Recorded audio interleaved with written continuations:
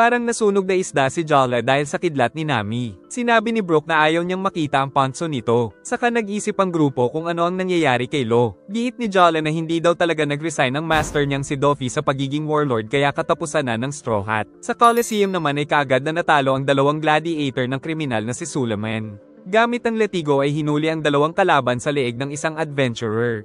Sumugod ang dalawang kalahok ngunit taob sila kagad sa lakas ni Rolling Logan. At ang fighting lion na si Agyo ay nilapa ang isa pang kalahok. Si Damask naman ay sinunog ang dalawa nitong kalaban. At ang Sorcerer Mommy ay pinatay naman ng dalawa gamit ang mahika. Saka ginamit ni Agila the Gladiator ang kakaibang lakas nito. Ngunit ang pinakakinagigiliwan ng mga tao ay si Cavendish the White Horse. At kalaban naman nito si Gardoa na isang bounty hunter. Kaya kinikilig ang kababaihan sa mga pogi sa ring. Saka sinabi ni Gardoa na kapag nakuha niya ang bounty ni Cavendish ay bibili siya ng Diamond Spear. Naglaban ng dalawa at mapapansin na halos tabla ang kanilang kakayahan. Pero pinaglalaroan lang pala ni Mr. Goldilocks ang bounty hunter dahil sa isang iglap ay nagkapira-piraso ang sandata nito saka natumba dahil sa pinsala. Nag-cheer ang mga tao kay Cavendish kaya ninamnam nito ang katanyagan. Si Rebecca ay inaatake ng lahat ng mga kalahok sa ring. Ngunit kahit anong gawin ng mga unggoy ay hindi sila makatama. Sabay-sabay na sumugod ang mga ito para mahulog siya sa ring kung saan may nag-aabang na fighting fish sa tubig. Giit ni Doffy na dati siyang celestial dragon pero hindi na ngayon. Napansin daw ni Isho na merong kumidlat sa di kalayuan. Naisip ni Lo na malapit na doon ang Sonny dahil kagagawa ni Nami ang kidlat. Dumating si Caesar na kinukuha na ang puso nito. Pero sinabi ni Lo na hindi daw ito ang puso ni Caesar. Kaya sinubukan itong pisilin ni Joker. At totoo nga ang sinabi ni Lo dahil hindi nasaktan si Caesar dahil puso pala ito ng isang navy. Saka gumamit ng kakayahan si Lo at nag-teleport siya kaya nakatakas kay Isho. At mabilis nitong kinuha si Caesar kaya inatake sila ni Doffy pero nakikipag-swap lang si Lo sa mga bagay doon. Hinahanap nila Nami si Lo sa Green Beat. Ngunit sa ilalim ay dumating ang mga fighting fish kaya yumanig ang kanilang barko at gumulong si Jala. Saka nakita nila ang napakaraming fighting fish kaya nabahala ang lahat. Si Lo ay patuloy sa pagtakbo dahil kailangan niyang magpahabol kay Joker upang hindi nito mapansin ang Sonny. Saka balak daw niya na labanan ito pag nakarating sila sa tulay. Pero natigilan si Doffy nang marinig ang sigawan nila sa Sonny. Mabilis na sumugod si Joker patungo sa barko. At nang makita siya ay natakot ang mga fighting fish. Sila Nami naman ay naisip na katapusan na talaga nila dahil naghanda na sa pag-atake ang warlord.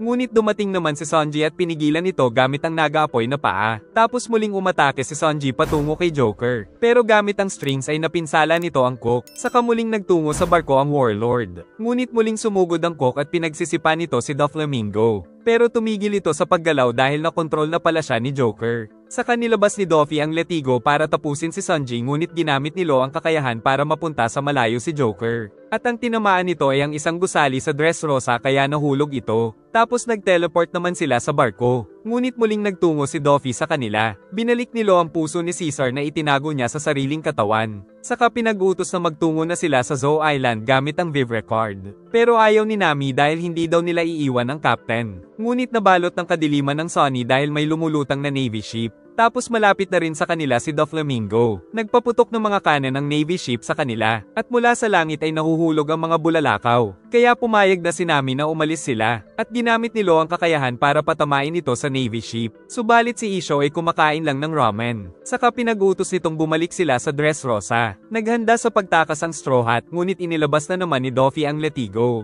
At inatake nito ang Sonny ngunit pinigilan ni Lo gamit ang espada niya saka inutos kay Nami na magtungo sila sa walang ulap dahil doon pala kinakabit ni Doffy ang mga string. Inihanda ni Chopper ang coup de burst. Saka ginawang hostage ni Lo si Jala para hindi umatake si Doffy. Kaya tuluyan silang nakatakas mula sa mapanganib na warlord. Tinanong ni Zoro si Barto, kaya naiiyak ito dahil kinakausap siya ng isa sa mga idol niya. Pero sa sobrang saya ni Barto ay hindi na nito sinasagot ng tama ang tanong ni Zoro kung paano makapasok sa Coliseum. Sa ring ay patuloy pa rin na pinagtutulungan ng mga ito si Rebecca, kaya napansin ni Cavendish na magaling pala itong kumilos. Pero nagtataka siya kung bakit ayaw nitong umatake. Dumating ng 3 maton para patayin si Rebecca. Kaya napapaatras ito at nag-alala naman si Cavendish pero may sarili siyang kalaban. Sabay-sabay na sumugod ang mga ito kay Rebecca. Pero sabay-sabay din sila na napatalsik kaya nahulog ang 3 sa ring kaya napahanga si Cavendish at natuwa naman ang mga gladiator sa kulungan. Tinawagan nila Sanji sila Usopp upang sabihin na didiretso na sila sa Zou Island. Samantala si Law ay dinala si Jolly sa tulay bilang hostage kaya nagtungo doon si Doflamingo. Giit ni Law na ititigil niya na ang alyansa sa Straw Hat dahil ginamit niya lang ang mga ito para masira ang factory at matigil ang paglikha ng artificial devil fruit upang patayin ni Kaido si Doflamingo. Dagdag pa ni Law na kailangang magdusa ni Doffy dahil sa ginawa niya 13 years ago. Tapos pinakawalan na ng Death Surgeon ang matanda, kaya tumakbo ito para sa kanyang buhay. Sinabi ni Law na habang naglalaban sila ay may magwawasak sa natitirang factory nito sa Dressrosa. Kaya gamit ang Devil Fruit ay kinuha ni Law ang mga fighting fish. Saka sinubukan niyang hiwain si Joker pero ang mga isda ang pinaghihiwa ni Doffy. Sumugod si Law kaya inatake siya ng mga strings. At nakailag din ito sa atake ng Death Surgeon. At sa muling pag-atake ay sinalag ito ni Doffy kaya yumanig at nawasak ang tulay. Samantala maingat na naglalakbay sila Nami patungo sa Zou Island pero hindi nagseseryoso si Brook kaya nasapok niya ito. Nag-alala si Chopper kay Trafalgar Law. Giit ni Sanji na basta mag-focus lang ito sa pagtakas ay makakaligtas ito. Si Momo ay kinakabahan pa rin dahil kay Doflamingo. Dahil nakita niya pala noon ang tunay na ugali nito noong pinapahirapan niya ang mga gladiator. Samantala nababaliw na naman si Sanji sa tuwing naaalala ang mga karanasan noong kasama niya si Violet. Naiinis ang mga manunood dahil napakagaling ni Rebecca. Si Violet naman ay nagtungo sa palasyo sakay ng toy horse. Si Barto ay hindi pa rin maka-get over dahil nakikita niya si Zoro. Nakipagkasundo ang swordsman na bibigyan niya ito ng autograph kung dadalhin doon si Luffy, kaya masaya itong tumatakbo habang hinahanap ang Straw Hat Captain. Patuloy na namamayagpag ang mga malalakas na kalahok ng Block D, hanggang sa may makaharap si Logan na malaking tao rin kaya ginamit niya ang teknik na rolling cradle at sinagasaan ng iba pang kalahok. Tapos tuluyang pinag-split ang mga paa nito. Sinugod ng isa pang warrior si Rebecca ngunit naitapon niya na naman ito sa tubig.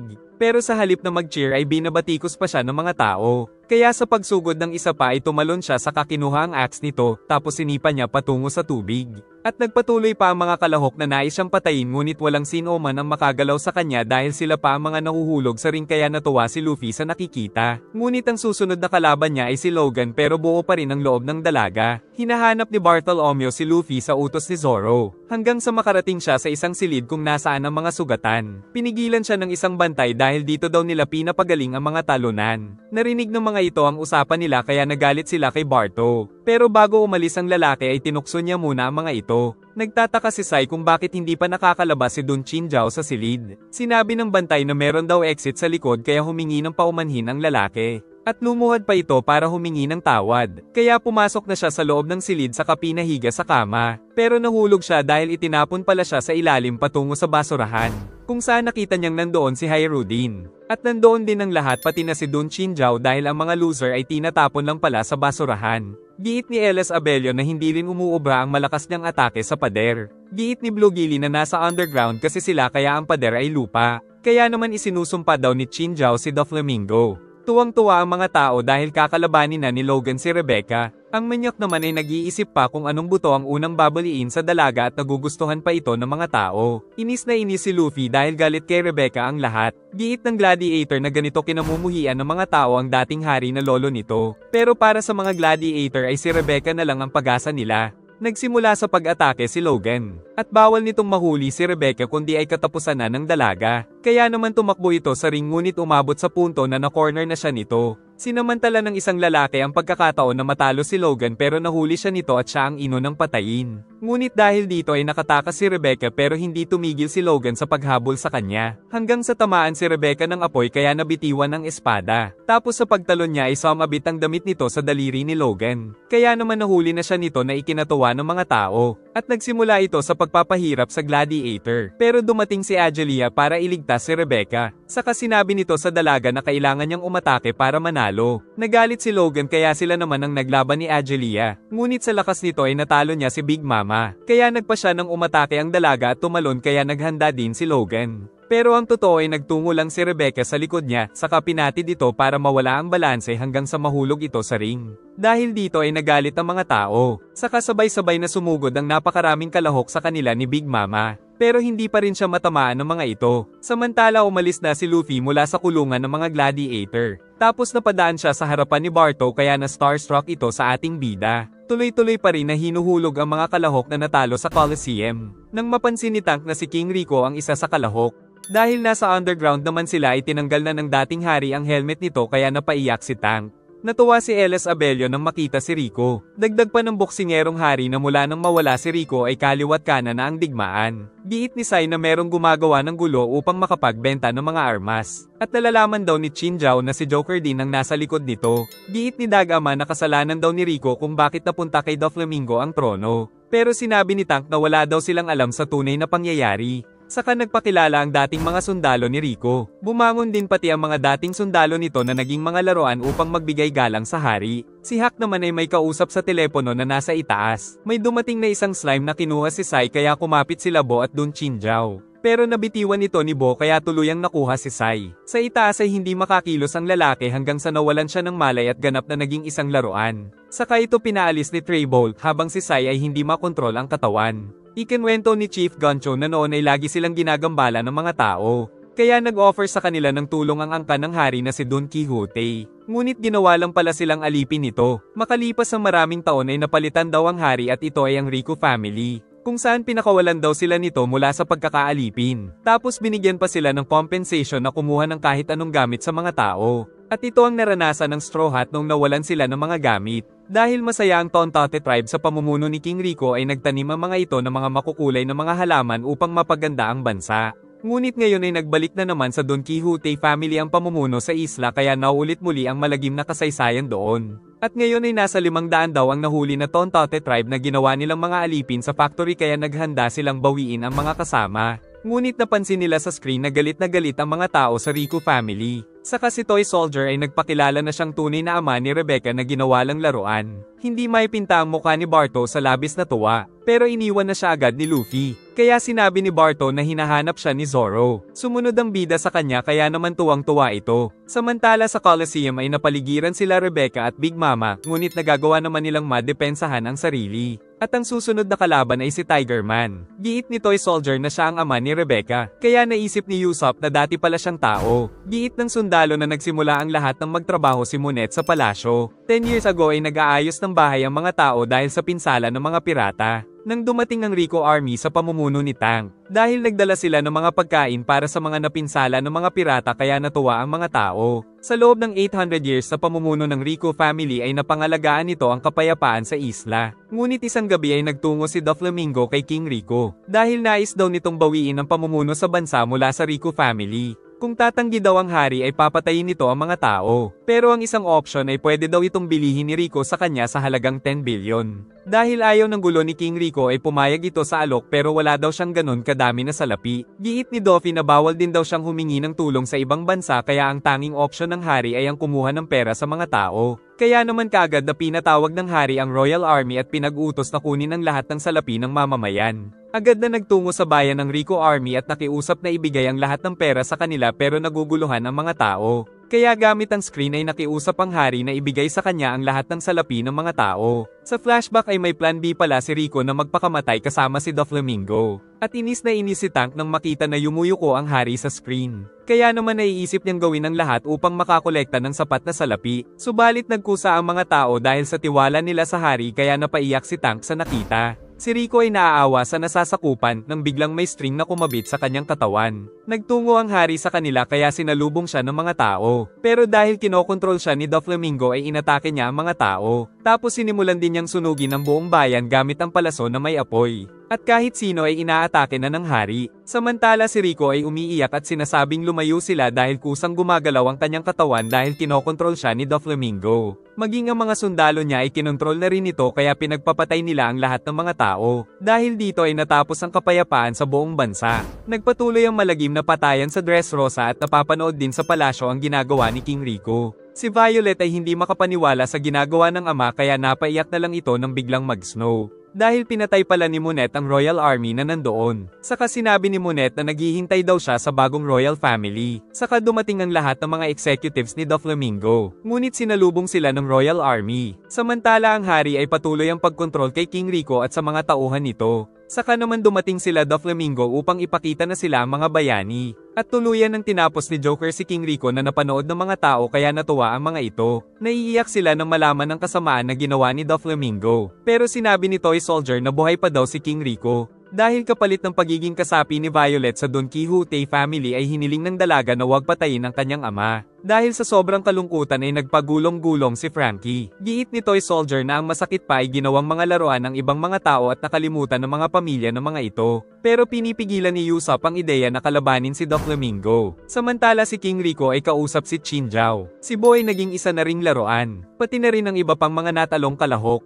At sa wakas ay nakita na rin ni Luffy sila Zoro. Ngunit habang kausap nila si Luffy ay dumating si Bellamy. Dahil sinabi ni Diamante na inutusan daw siya ni Joker na patayin ang Straw Hat. Pero hindi kinaya ng konsensya ni Bellamy ang gagawin kaya naiwan niya ang kutsilyo at sinuntok na lang ang pader. Ngunit tinanong siya ni Dellinger kung nagawa na ba nito ang utos. Pero hindi na daw ito importante dahil ipinapatapos daw siya ni Doffy sa kanya kaya sinipa niya ito. Nawawasak ang tulay dahil sa mga atake ni Doflamingo. Kaya naisipan ni Lo na gamitin ang mga bagay na pang-atake kay Joker, subalit nagawa niyang mahiwa ang lahat ng mga ito. Saka sila nagmano-mano ngunit nasipa siya ni Doffy at bago pa mahulog ay nag-teleport siya sa tulay. Ngunit kagad na sumugod si Doffy kaya pinilit ni Lo na muling magamit ang Devil Fruit upang ma-counter ang atake nito. Naiinis na si Doffy pero alam niyang may limit lang ang kapangyarihan ng OP-OP Fruit ni Lo dahil kanina pa niya ito ginagamit. Sinipa nito si Lo at pinagtitira ng bullet string. Pinipilit ni Lo na lumaban pero wala na siyang mana. Kaya naglalakad na lang papalapit si Joker sa kanya. Saka nakatanggap ng tawag si Doffy kaya sinamantala ito ni Lo pero binaril lang siya nito. Saka sinabi ni Diamante na nagtraidor na sa kanila si Violet. Kaya pinag-utos ni Joker na ipadala sila Lauji sa entrance ng Smile Factory.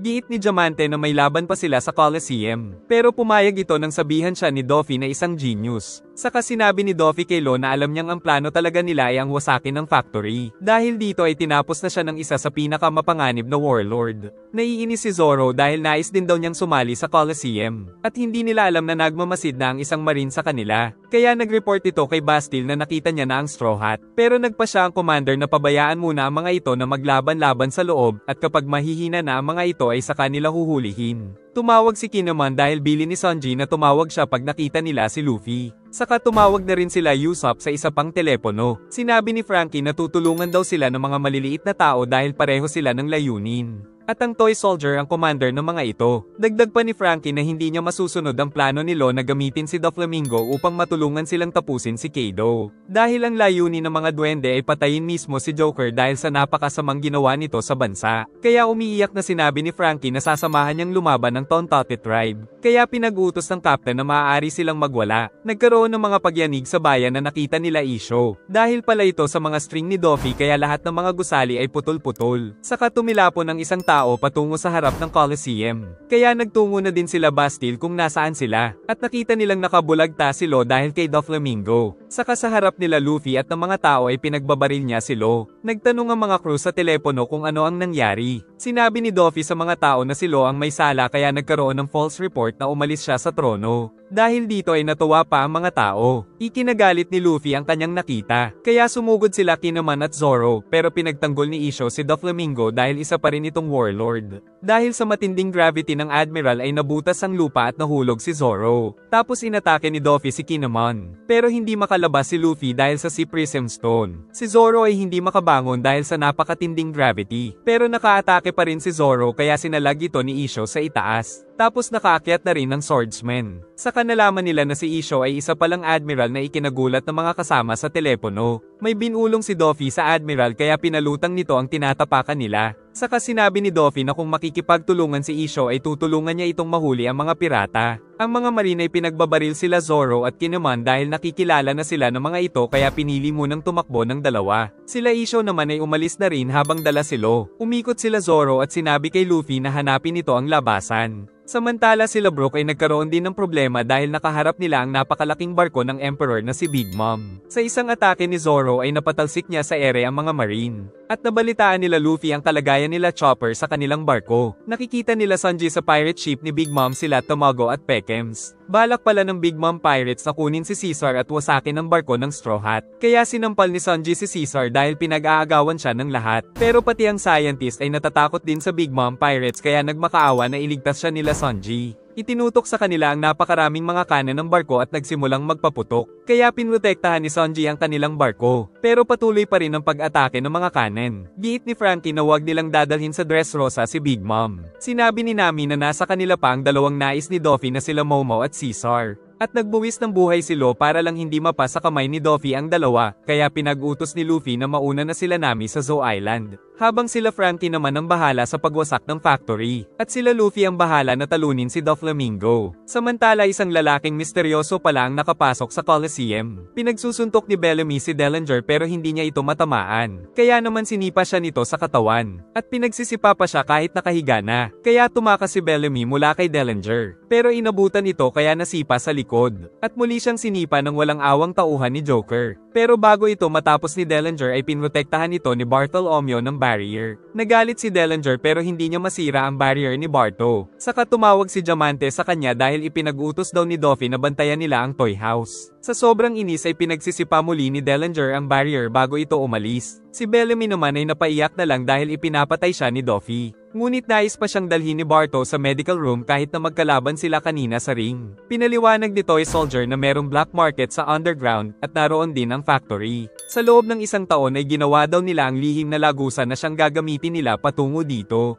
At pagkatapos ng rescue mission nila ay wawasakin nila ang factory at tatalunin ang Doflamingo family. At priority daw nilang unahin ang nag-transform sa kanila ng mga laruan. Dahil kapag nangyari ito ay magiging mga tao ulit sila at maaalala muli sila ng mga kamag-anak. At ang may gawa sa kanila nito ay si Sugar na isang batang babae, na nagagawa daw gawing laruan ng sino mang mahawakan nito. Pero binabantayan daw ito lagi ni Trable. Nang malaman na isang bata lang ang kalaban ay tumapang si Usopp. Si Frankie ay pinakita ang bago niyang hairstyle. Si Luffy naman ay hinahanap pa rin ang exit ng Coliseum. Hanggang sa makita niya si Barto na dala si Bellamy. Kaya nai-starstruck na naman sa kanya ang lalaki. Giit ni Bellamy na maaari niyang matulungan makalabas ang bida. Dahil dito ay sinabi ni Bardo na ibibigay niya ang Devil Fruit ni Ace kay Luffy kapag siya ang nanalo. Subalit dumating ang isang misteryosong lalaki at sinabing sa kanya daw mapupunta ang Devil Fruit. Kaya napaiyak si Luffy dahil si Sabo pala ang lalaki. Pagkatapos ay nag-disguise sila Luffy, Zoro at Kinemon ng mga mascot. Pero naiiyak pa rin si Luffy dahil nasa mabuting mga kamay daw ang Devil Fruit ni Ace. Dahil sa Coliseum ay isinuot ni Sabo ang disguise niya upang magpanggap na si Lucy. Kausap ni Sabo si Koala na iniligtas dati ni Fisher Tiger dahil naging kasapi pala sila ng Revolutionary Army. Saka nagtungo na si Sabo sa ring upang mapalanunan ng Devil Fruit ni Ace. Si Luffy ay patuloy na umiiyak dahil akala niya ay patay na si Sabo.